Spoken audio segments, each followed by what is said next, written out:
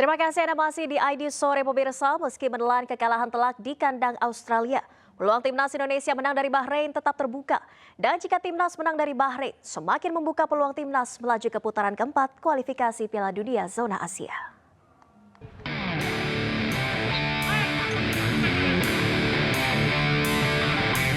Timnas Indonesia wajib waspada menghadapi Bahrain. Keberhasilan Bahrain menjadi juara di ajang Piala Teluk menjadi alasan skuad Patrick Kluivert tetap selalu harus berhati-hati.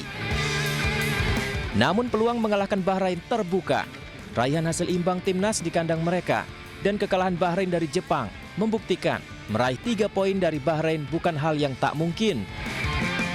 Apalagi timnas Indonesia akan bertindak sebagai tuan rumah di Stadion GBK Senayan Jakarta bersama dengan dukungan ribuan supporter. Sementara itu bicara peluang melaju ke putaran 4 kualifikasi Piala Dunia Zona Asia, potensi itu pun terbuka lebar jika diawali dengan timnas meraih 3 poin alias menang dari Bahrain. Hasil ini akan menjadi semakin sempurna kala timnas bertemu Cina. Bermain di kandang bisa saja kembali jadi modal timnas menang dari Cina nanti.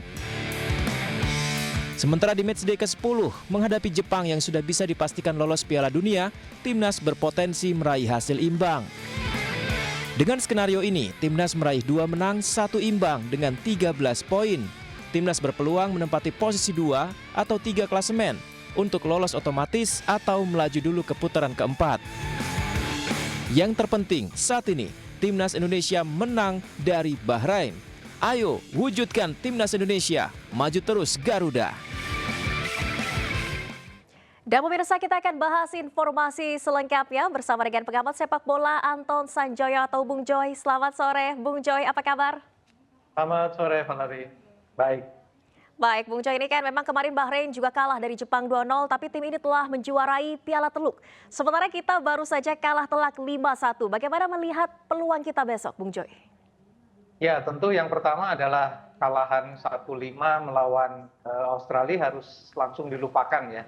Karena bagaimanapun juga kan kemarin itu kondisinya jauh dari ideal. Artinya banyak pemain itu kan baru datang pada tanggal 18, terutama Pak Kapten Jay Des. Jadi memang situasi di ruang ganti pun menurut saya jauh dari ideal. Sehingga kemudian penampilan Indonesia terutama kalau kita lihat setelah 15 menit, setelah Jay gagal mencetak gol dari sundulan, setelah Kevin Dix gagal mencetak gol melawan penalti, memang ngedropnya banyak banget. Dan ini yang harus menurut saya jadi evaluasi paling penting. Karena menurut saya dalam 15 menit pertama, pola 4-3-3 yang diterapkan Patrick Kluivert sudah cukup tepat. Karena Australia mendapatkan tekanan yang berat ya di 15 menit pertama itu terbukti dengan 2 peluang emas yang gagal menjadi gol. Tapi memang penurunan yang sangat drastis setelah kebobolan itu menurut saya yang harus segera dievaluasi dan ada solusinya. Karena itu akan sangat berpengaruh menghadapi Bahrain yang meskipun kalah melawan Jepang, tapi saya lihat pertandingan itu seru. Jepang pun menurut saya agak kesulitan ya menghadapi Bahrain yang baru saja memang menjuarai Piala Teluk.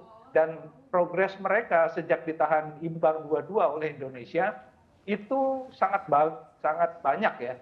Dan saya lihat hampir semua pemain itu habis-habisan tampilnya dan mereka menurut saya juga cukup optimis bisa meraih poin di Jakarta. Jadi menurut saya itu yang harus jadi perhatian tim Indonesia meskipun di banyak opini diunggulkan Indonesia karena bagaimanapun kan mampu menahan mereka bahkan kalau nggak dalam tanda kutip dikerjai kan waktu itu menang Indonesia gitu loh. Jadi ini harus tetap jadi bahan evaluasi. Tapi rasa saya sih peluang Indonesia untuk menang sekarang cukup besar karena main di GBK sudah kumpul lagi beberapa hari. Para pemain ini lengkap dan meskipun ada 1-2 pemain cedera atau tidak fit, tapi rasanya 90% pemain dalam keadaan fit. Oke, formasi 4-3-3 15 menit pertama kemarin kita mampu menekan Australia. Kira-kira strategi menyerang ini akan tetap dipertahankan atau total football terlalu optimistis, Bung Joy? Dari sejak Kluivert datang lalu muncul pembahasan apa ya formasi dan macam-macam kan memang tebakan paling banyak adalah prediksi paling banyak adalah formasi 4-3-3 karena 4-3-3 itu kan formasi yang ofensif tetapi tetap balance gitu kira-kira dan 4-3-3 ini kan banyak juga dipakai oleh tim-tim di Belanda sana Sehingga kemudian memang yang terjadi adalah formasi ini memang diterapkan. Memang agak sedikit berbeda dengan formasi awal yang dibangun oleh Sintayong. Tetapi memang back four flat ini memang lebih balance. Tapi kemarin itu kan ketika melawan Australia, menurut saya terlalu banyak lubang di lini tengah, bukan di belakang ya, tapi di lini tengah. Sehingga pemain-pemain Australia ketika mereka mendapatkan angin, setelah Indonesia gagal mencetak gol, mereka betul-betul memanfaatkan lini tengah Indonesia yang bolong-bolongnya banyak banget. Nah ini yang harus dievaluasi dalam pertandingan melawan Bahrain. Karena menurut saya Bahrain tidak lebih jelek daripada Australia. Gitu. Ini yang harus diwaspadai dan saya kira kelemahan-kelemahan kemarin itu terutama juga penyelesaian akhir harusnya sih udah bisa dievaluasi dalam 2 hari belakang ini ya. Karena oleh Rumeni menurut saya debutnya oke ya. Selain mencetak gol juga dia banyak sekali mengancam pertahanan Australia kemarin. Cuma memang lapangan tengah ini yang menurut saya tadinya kan kekuatan Indonesia itu ada di lapangan tengah. Top Haye, Nathan, Verdong kadang-kadang ada situ juga.